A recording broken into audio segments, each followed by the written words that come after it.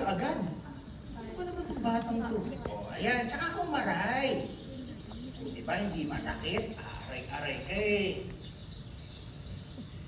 O, ito, ang tapal. Aray, aray! Sabi ko sa iyo eh, huwag ka masyadong malikot eh. Yung likod mo. Kasalanan ko po. Naparalisan naman po ang katawan ko. Naging bato naman po ako. Anong problema sa'yo? Ang dami mo kasi masyadong iniisip kaya ka nababato eh. Ano ba dapat mong gawin? Isipin mo mabuti ang bawat bagay bago mong gawin. Concentrate muna bago pumilos. Ha? Alam ko po. Oh, alam mo naman pala eh.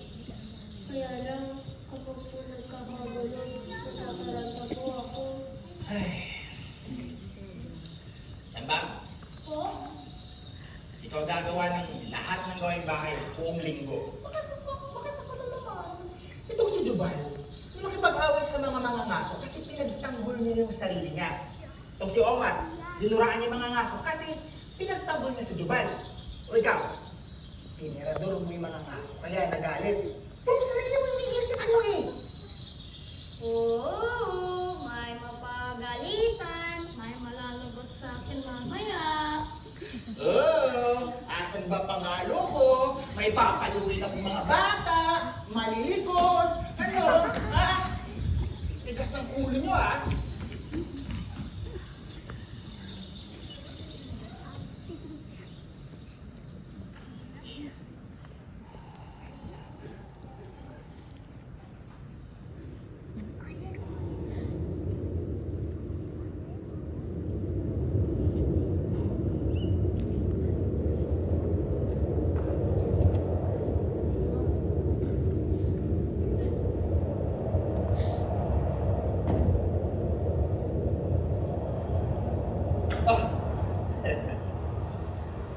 Andiyan na pala kayo.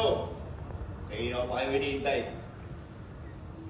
Bueno, dito.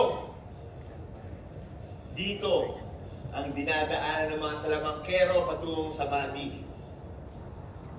Kung sa kalsada, aabutin tayo ng 3 araw.